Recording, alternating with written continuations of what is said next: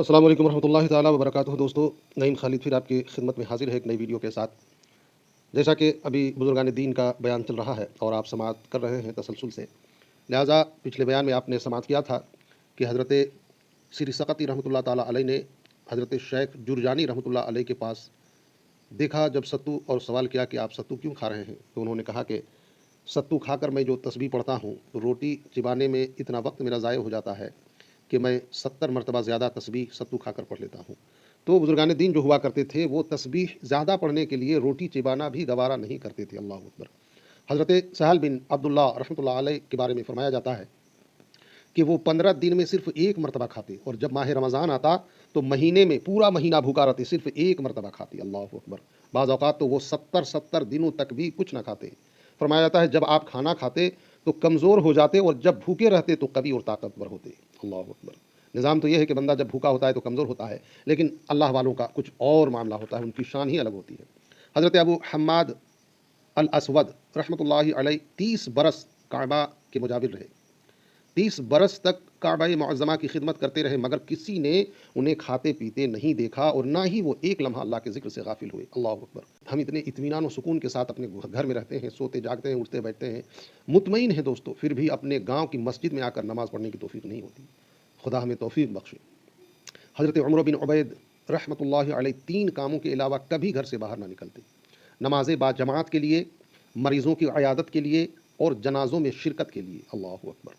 اور وہ فرماتے ہیں میں نے لوگوں کو چور اور رہزن پایا ہے۔ عمر ایک عمدہ جوہر ہے، یعنی زندگی ایک انمول قیمتی شے ہے جس کی قیمت کا تصور نہیں کیا جا سکتا، لہٰذا اسے آخرت کے لیے خزانہ تیار کرنا چاہیے، اور آخرت کے طلبگار کے لیے ضروری ہے کہ وہ دنیا میں ریاضت کرے تاکہ اس کا ظاہر اور باطن ایک ہو جائے۔ ظاہر و باطن مکمل اختیار حاصل کیے بغیر خزانے کا سنبھالنا مشکل ہے۔ حضرت شبلی رحمۃ اللہ تعالی علیہ کا قول ہے کہ ابتدائی ریاضت میں جب مجھے نیند آتی تو میں آنکھوں میں نمک کی سلائی لگا لیتا۔ اللہ اکبر، اللہ اکبر۔ جب نیند زیادہ تنگ کرتی تو میں گرم سلائی آنکھوں میں پھیر لیتا۔ بتائیں میرے دوستو، اللہ والے کتنی مشقتیں کرتے ہیں رب کو منانے کے لیے، اور ہم اطمینان سے عشاء کی نماز بھی نہیں پڑھ پاتے۔ عشاء کی نماز میں اگر ہم پڑھ رہے ہوتے ہیں تو ہماری اتنی جلدی ہوتی ہے کہ رکوع و سجود کا کوئی خیال نہیں کہ سنت طریقے سے ہمارا رکوع و سجود ہوا یا نہیں۔ بعض وقت فرائض بھی نہیں ادا ہوتے۔ میرے دوستو خیال کیجئے۔ حضرت ابراہیم بن حاکم رحمۃ اللہ تعالی علیہ کا قول ہے میرے والد محترم کو جب نیند آنے لگتی تو وہ دریا کے اندر تشریف لے جاتے، یعنی دریا میں گھس جاتے اور اللہ کی تسبیح کرنے لگتے۔ بتائیں میرے دوستو، جب انسان کو نیند آتی ہے تو بستر پکڑ لیتا ہے، لیکن اللہ والوں کو جب نیند آتی تھی تو کہیں سو نہ جاؤں اس لیے اللہ کی تسبیح کے لیے وہ دریا میں گھس جاتے تھے، جسے سن کر دریا کی مچھلیاں اکٹھی ہو جاتی اور وہ بھی تسبیح کرنے لگتیں۔ سبحان اللہ۔ حضرت وہب بن منبی رحمۃ اللہ علیہ نے رب سے دعا مانگی میری رات کی نیند اڑا دے، اللہ نے ان کی دعا قبول کی اور انہیں 40 برس تک نیند نہ آئی۔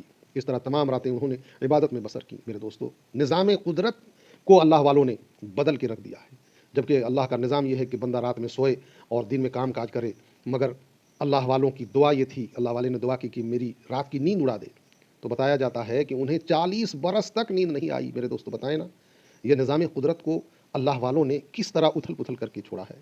حضرت حسن حلاج رحمۃ اللہ تعالی علیہ نے اپنے جسم کو ٹخنوں سے گھٹنوں تک 13 جگہوں سے بیڑیوں میں جکڑ رکھا تھا، اور اسی حالت میں وہ دن رات میں 1000 رکعت نفل ادا کرتے تھے۔ اللہ اکبر، اللہ اکبر۔ میرے دوستو، حسن حلاج جبکہ نماز پڑھ رہے ہیں مگر وہ بیڑیوں میں جکڑ کر، اس لیے کہ بندہ اپنے آپ کو قیدی سمجھے، اپنے آپ کو مجرم سمجھے۔ حضرت جنید بغدادی رحمۃ اللہ تعالی علیہ ابتدائی حال میں بازار میں جاتے اور اپنی دکان کھول کر اس کے آگے پردہ ڈال دیتے اور 400 رکعت نفل ادا کر کے دکان بند کر کے گھر واپس آ جاتے۔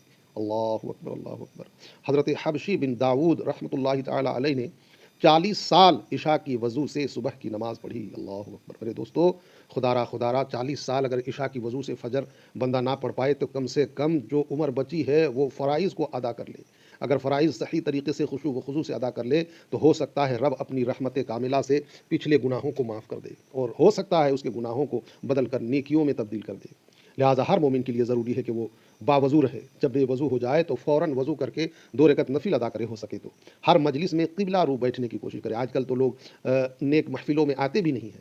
حضور دل اور مراقبہ کے ساتھ یہ تصور کرے کہ وہ حضور صلی اللہ علیہ وسلم کے سامنے موجود ہے اور حضور کے سامنے میں بیٹھا ہے۔ تحمل اور بردباری کو اپنے افعال میں لازم رکھے، دکھ جھیلے مگر برائی کا بدلہ برائی سے نہ دے، گناہوں سے استغفار کرتا رہے، خود بینی اور ریا کے قریب نہ جائے، کیونکہ خود بینی شیطان کی صفت ہے۔ اپنے آپ کو حقارت سے اور نیک لوگوں کو احترام سے دیکھے، اس لیے کہ جو شخص نیکوں کے احترام کو نہیں جانتا، اللہ تعالیٰ اسے ان کی صحبت سے محروم رکھتا ہے اور محروم کر دیتا ہے، اور جو شخص عبادت کی حرمت و عظمت کو نہیں جانتا، اللہ تعالیٰ اس کے دل سے عبادت کی شیرینی اور لذت اور حلاوت نکال دیتا ہے۔ لہٰذا خدا را گناہوں سے توبہ کیجیے اور بزرگان دین کی کہانیاں پڑھا کیجیے، سنا کیجیے، ایمان کی تازگی ہوگی۔ مولا کہنے سنت سے زیادہ عمل کی توفیق عطا فرمائے۔ پھر ایک نئی ویڈیو کے ساتھ حاضر آؤں گا، تب تک کے لیے خدا حافظ، اپنا اور اپنوں کا خیال رکھیے۔ السلام علیکم ورحمۃ اللہ تعالیٰ وبرکاتہ۔